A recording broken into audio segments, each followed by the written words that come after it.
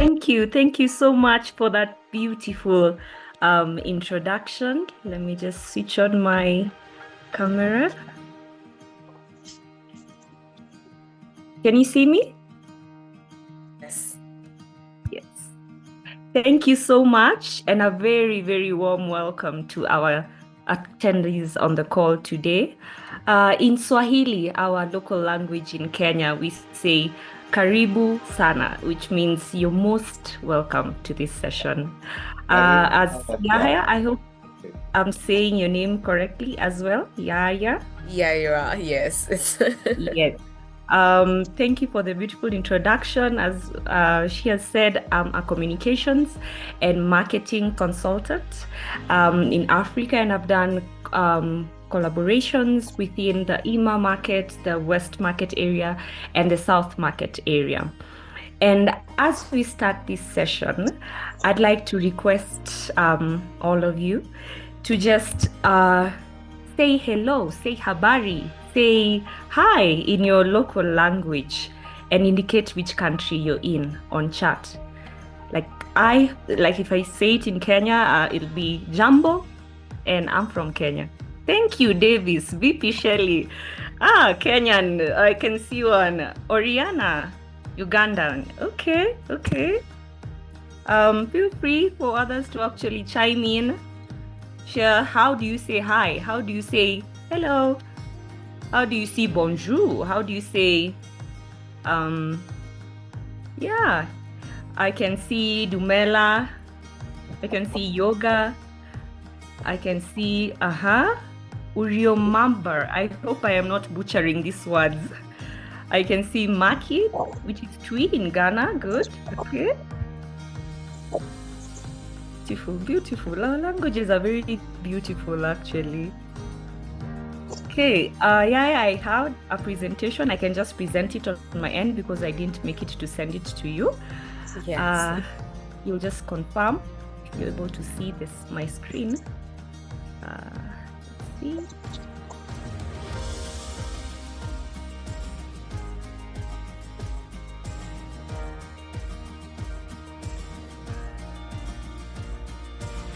Okay. Can you see my screen? Yeah, currently you are the one chewing. I'm still Yes. the image. Okay, let me try it again. And then share. What about now? Yeah, it's My face the screen now. Okay, perfect. So we've just done this exercise, and I'm happy for the contributions that we've gotten. People saying hello in their language and indicating the country that they are from. I will be using this exercise later as we proceed, just to show you how language and localizing our stories actually tie in to the impact that we have on our audience. When I move to the next slide, so what do we mean by localization? What is localization in storytelling? What is the language that we need to use when we are storytelling? What do we mean by the culture that we need to use in storytelling? So localization simply means shaping the stories that we're telling the audience, shaping the stories that we're telling our community to match what they can relate to match their local culture, to match their dialect. So I've had someone from Botswana speaking to match what the local language in Botswana is. If I'm not wrong, it's Setswana. In Kenya, it's Swahili. In Uganda, it's Luganda. And based on the hi greetings that you've shared on the chat, someone from Kenya, someone from Uganda, someone from Tanzania, they are able to identify with that simple word or statement. Why? Because language is a unifier. Language enables someone to identify with someone. It's a source of pride. I can see my fellow South African. I can see my fellow Ghanaian. I can see my fellow Nigerian. And that's the beauty of looping in language. when you're sharing storytelling. That's the beauty of including culture. It's a sense of pride. I am from Ghana, and this is our cultural festival. And this is how we say proverbs or analogies in our language. So using or leveraging both culture and dialect, natural, just mother tongue, for example, it actually enables someone to identify with you. They're able to relate with you, they're able to connect with you, and that's why we really encourage people to use these two aspects, language and dialect. If I move on to the next slide. Okay. Some tech issues, sorry. What is the role of culture and language in storytelling? So let me start off with a brief quote. For stories to resonate, they must sound like they come from us. They must sound like they come from a community member in the region. They must sound like they come from a fellow South African. They must sound like they come from a fellow Ugandan and not to us. So let me just repeat that. For stories to resonate, they must sound like they come from us and not to us. And that's why we're encouraging people to use local language, culture, scenarios that actually show you this story is coming from one of us. And it's not just a foreigner talking to us. She or he is one of us. So culture and language are the heart. At the heart, it's a beating, it's the soul of storytelling. So why is it? Culture is like these glasses of mine. They're like glasses. They're the lens that I see the society in. So when you embrace or embed culture in your stories, the person that you're talking to, the person that you want to inspire to join your movement, to join your project, the community is able to see it from their lens. So for example, from the small community that I come from, a woman speaking loudly when they're addressing elders is a sign of disrespect. So that is an example of how you engage culture and find out, when I'm speaking to this audience, I need to lower my voice as a woman because that is their culture. So that's just an example of how culture, which are like my glasses and a lens, they view the community, they view the society, they view the world. So when you're going to speak to someone, when you're going to speak to an audience, please make sure you are in congruence with their culture. And why does this matter? Because the story is able to align with their local customs. They are, I can trust this person. I feel as if they are in my shoes. I feel as if they relate to what I'm saying. So, and in a way, you're also inspiring them. The second thing is language. Language is a bridge to the emotion. And the language that you use, for example, if I come to you and say, hello, if I come to you and say, hello in a different language, the same exercise we've just done, you're able to connect with me of the language that as opposed to just, for example, as a foreigner coming and speaking in English all throughout, which is exactly what I'm doing. But we encourage you to actually, if you're speaking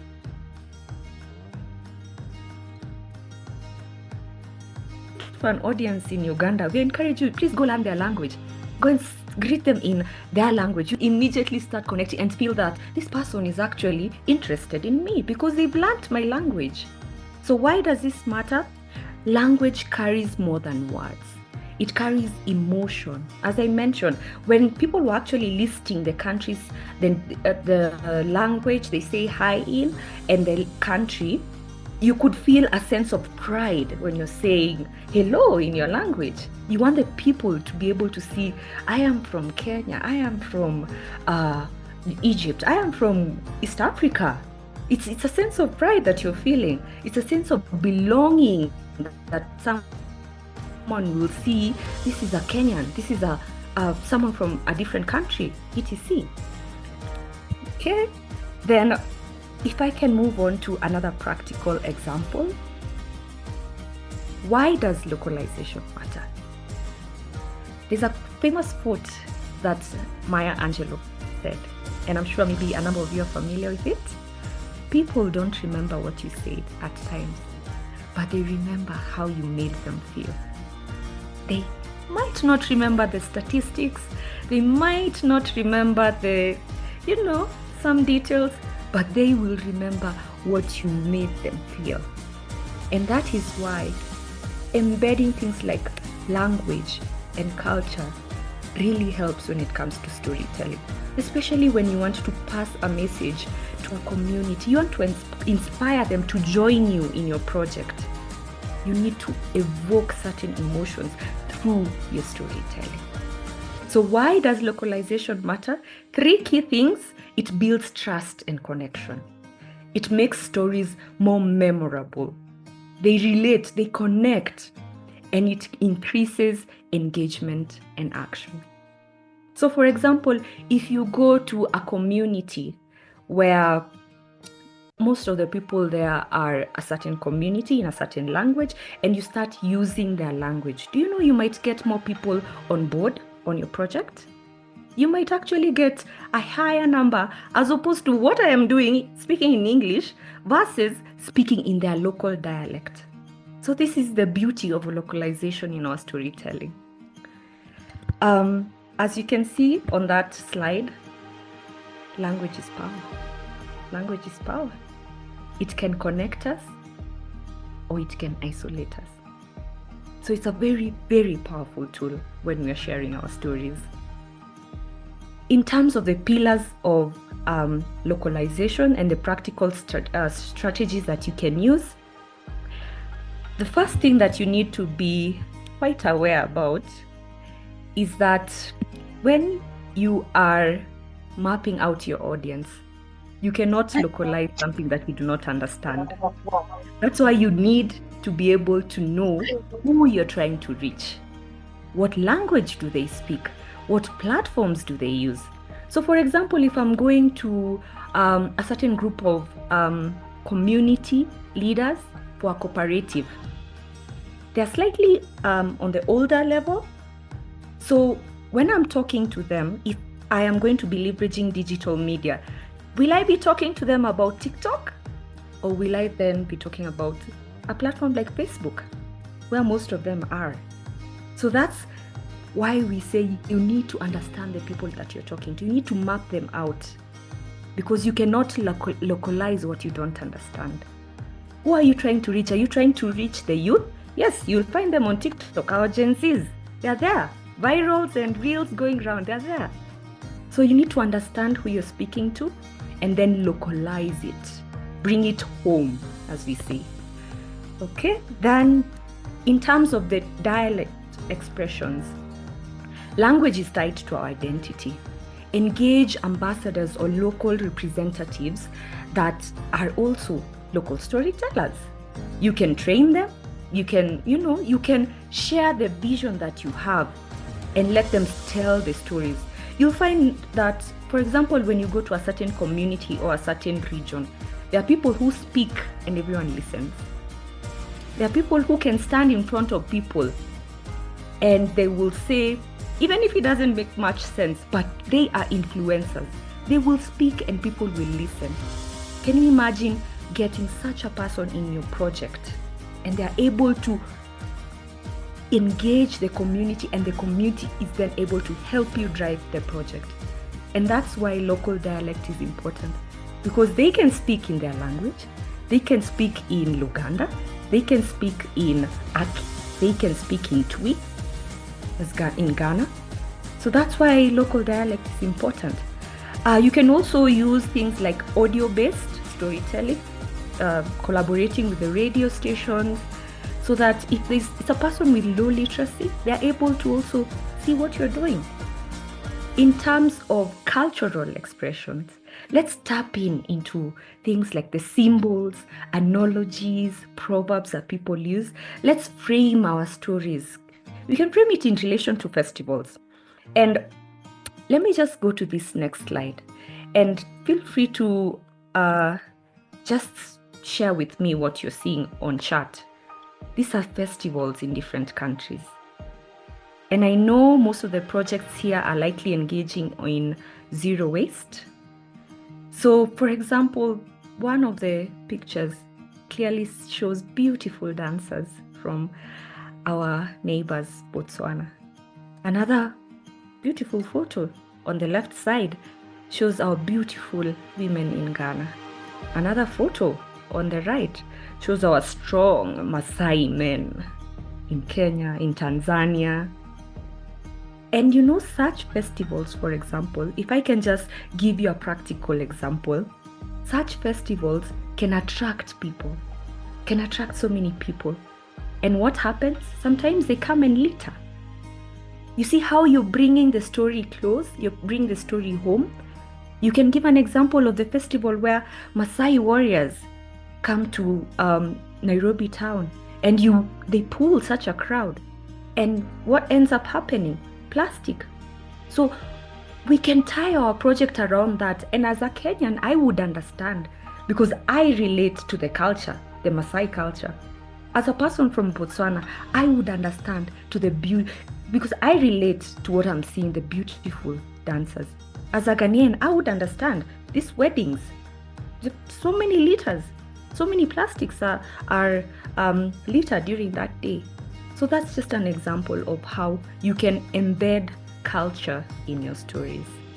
And finally, in terms of key takeaways, and here I'm happy to hear what the rest of the people on the call, what was your key takeaway? When you're going there, when you're actually, you want to inspire your people, what are your key takeaways? And the reason why I have majorly dwelled on the why is because as the leader of your project, you are the vision holder. You are the driver. So you need to inspire the people who you want to engage, the people who you want to support you, so that they can back you and drive your project. And just as a whisper, donors don't just fund programs, they fund stories of transformation. So get that woman in the village, listen to her, share her story in her language, share her story based on the culture that she follows, and you'll see the difference. Thank you, Yaya. In my story, my presentation was short and sweet. But wow. Definitely short. You've been ended before your time and you've carried us through. I enjoyed listening to you, and indeed, that's final statement that donors don't just fund programs, they fund stories of transformation. I love the quotes. Thank you so much, Shelly. Even listening to your session, I just love how holistic the whole workshop has been, even ending with your session. And I believe people have questions, and they'll share their key takeaways with you as well. So our dearest change makers, the platform is yours. Let's share our key takeaways from this session with Shelly, and if we have questions for her as well, she's open to answering them. Okay, so there's one from Hans in the chat box. He says, I'm sure it's his key takeaway he's sharing, that is using the local event, that's our community can easily understand our message or story to bring the change. Spot on. So anyone else? Anyone? Just unmute yourself. Okay, Katlego, you can speak. Okay, it's afternoon this side. Good afternoon. Thank you so much for that presentation. For me, my key takeaway, it's something that I've always felt is important, and also feeds into what this, I think there's a relation in all the presenters as the way during these workshops, right? Is that it's important for relatability. If you're going to spread a message, it has to relate to the target audience. So when you talk, so now it's like people are zoning into different ways of how to achieve that. I really like the concept of language because we assume that because we speak English, everybody will understand English. Um, Even those who understand English might not understand the words you are saying. Like earlier on, Lydia talked about how some blogs or some words were like the terms were just too difficult or not palatable, right, to the reader. So that means it causes a disinterest already. And then feeding on what you have just presented with the previous presenters, they were talking about like character challenge and what did you say? Character challenge and then change, right? He talked about having a character that is relatable to people. So with your language, you could always use a character or a word or a proverb or a phrase, as you have mentioned, that is relatable to people as your character. So for me, those are the key takeaways, and it shows how all like you all, even though maybe you haven't met each other, but you're all saying something. Yes, you have the same message, but saying it in a different way. So thank you for that. Beautiful, beautiful. Thank you. Thank you, Katlego, for your input, and I do agree with you. You can see that connection with all the speakers. The key message is there's that connection with all of them. And Immaculate says that's okay. I think the person sharing the key takeaway, that story should have or cause feelings to the target audience. So that's person's key takeaway. Derek, you can go ahead. Yeah, hope you can hear me because the connection was really not clear. We can hear you. Yeah, I also really want to really appreciate about her speaking about language and like what recently what our lady also talk about is very powerful thing, and I'm very, very happy that she spoke about that. Language speak a lot when you meet different people. And for example, in my community where we are doing recycling, like example, unfortunately, like my CEO is not a Ghanaian, but he has been able to really learn our language. And sometimes when we engage people and when he is there, when he starts using our dialect and our language, I think people get more engagement and very exciting, even more than when we are speaking. That really brings that inspiration. I see it like now they do really understand what we are speaking about, because even someone who is not from the community is even speaking the language, trying to explain to you what has to be done. So if where you have engaged yourself, you can't speak even their language, you try much as possible to have interpreter or someone who can also dialect or interpret for you, so that people or the location can really understand you. Thank you. Beautiful. Thank you, Derek. Thank you so much, Derek. And I believe this usually happens. You see, yes, let's take Ghana or let's take Uganda. Like when we see our people, we know our people. We always know our people. So when we see someone, there's like, okay, you're not from here. But when this person starts speaking our language, there's that surprise look. And like, okay, and it even starts conversation easier. It makes the conversation easier. Well, you're not from here. How do you know our language? And then it builds up conversation, and it makes things even easier for you coming into that community or wanting to make an impact in that community. So that's really great. And thank you for sharing, Derek. So Rachel says that using local language is vital. Is sharing the key takeaway. Using local language is vital for project implementation and communication.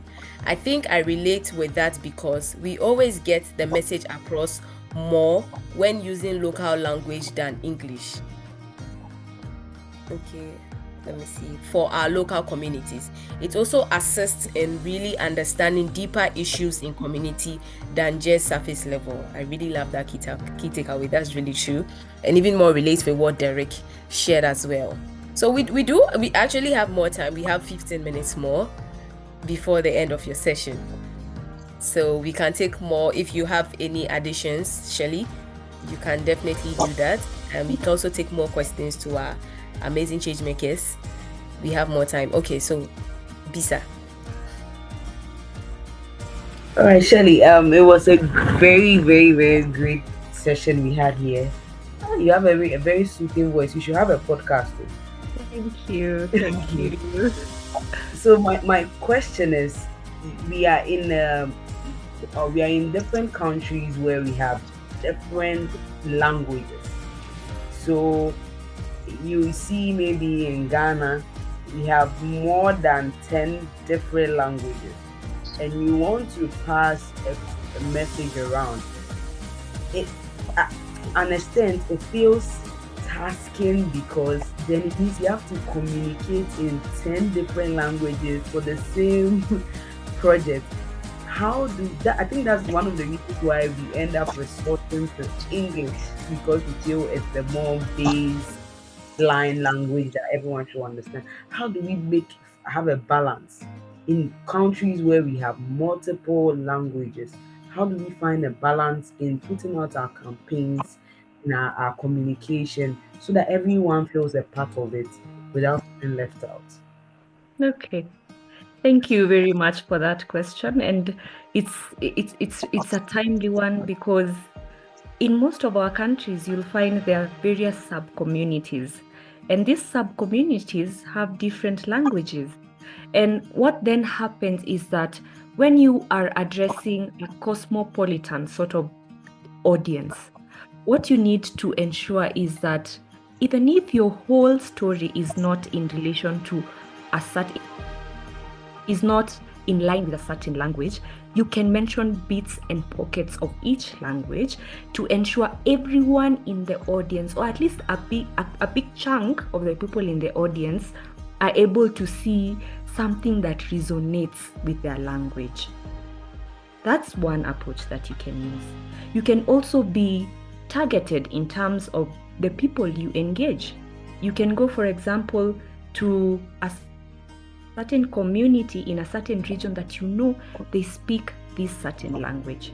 So that means the stories that you tell then can be modified in such a manner that addresses what they are facing and uses their language. So those are two angles that you can use.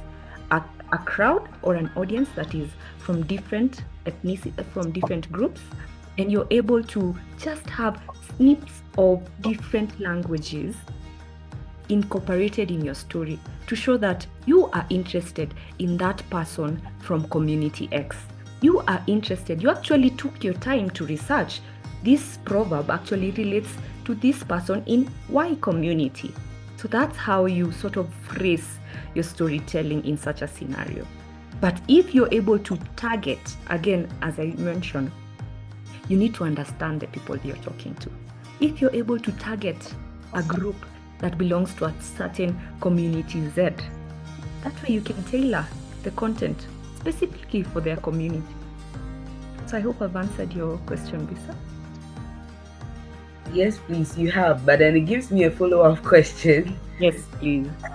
Because how do you, at the end of the day, ensure that you are not also risking to, because like you said, yes, donors want to hear your story, want to hear the story of transformation.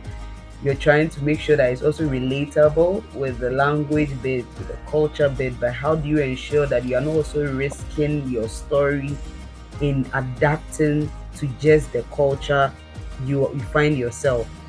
I hope you get the question, because then again, you want to also reach a global audience. So how do you ensure you do not risk it by just adapting to a culture?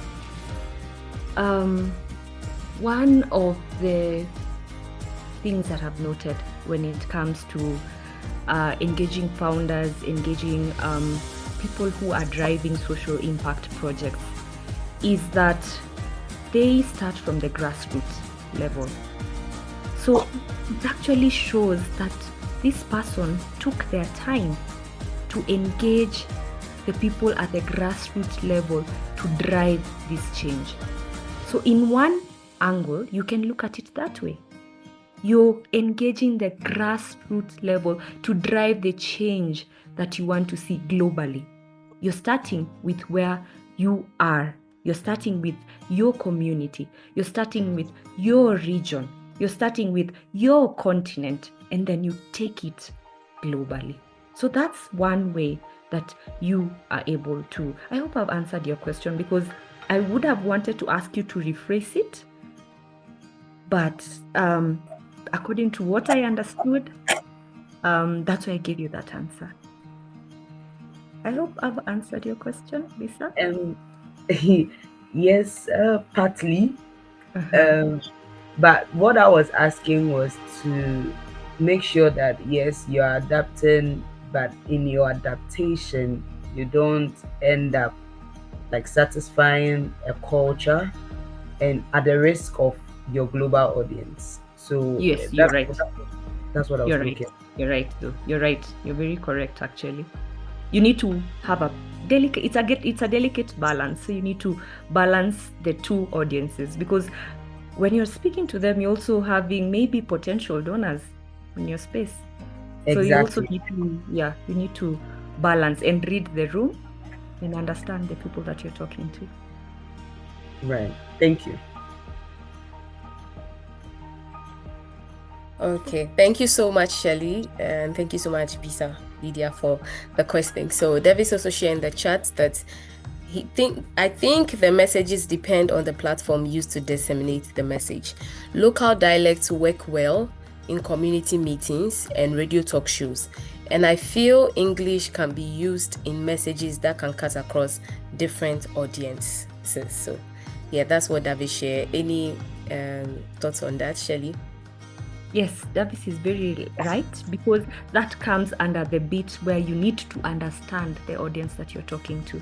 If there are people on Instagram, for example, when you talk to them in English, you'll see that they actually understand you more than you'll reach a wider audience. Let me say that you'll reach a wider audience using English, because you'll find most of the people on that particular platform actually speak or engage more with content in English. And as he has rightly put it, if it's local engagement, local forums, that is where local dialect 100% would apply. But again, you also need to judge and look at the audience that you're talking to. Nice. Thank you so much, Shelly, for the addition. Lydia. Right. I don't know. I'm just thinking a lot. Just a little. I just want to know, considering your experience in localization, what's like a.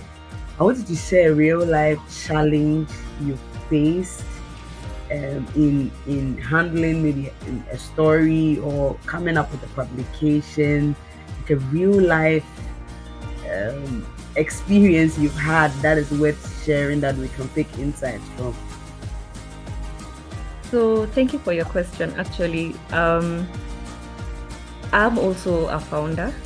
I run a project that engages local farmers in rural areas.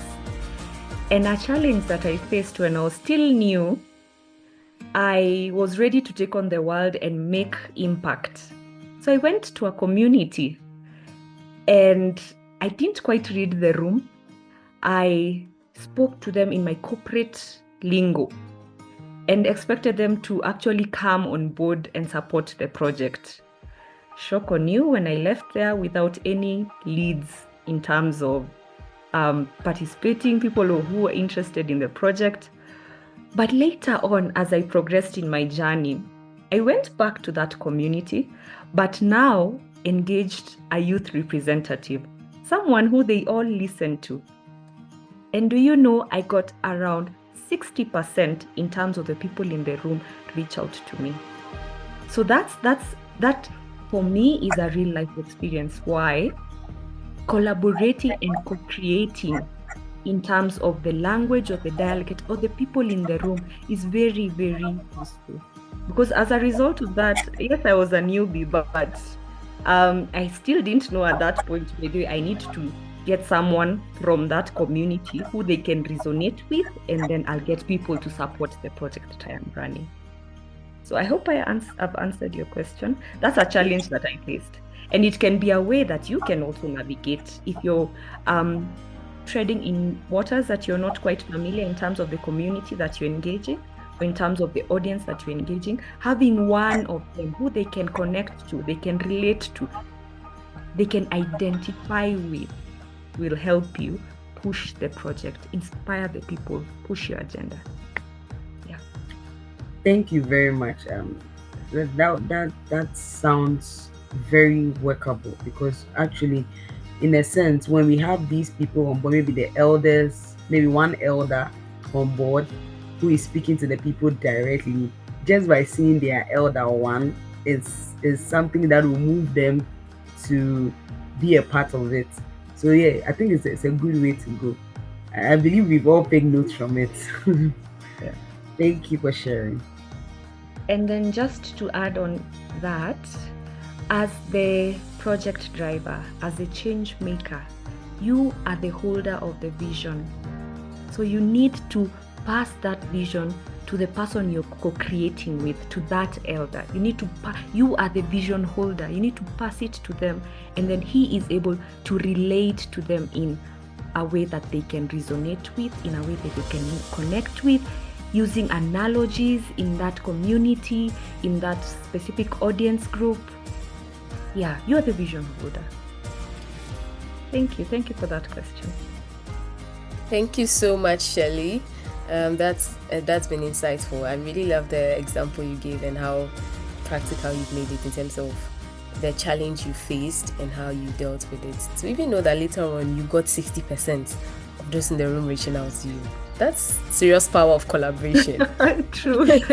Yeah. So Hans says, I would say that not to lose out on the international audience, we could look at how we can use local dressing to bring the locals on board, and also use English to bring the international audience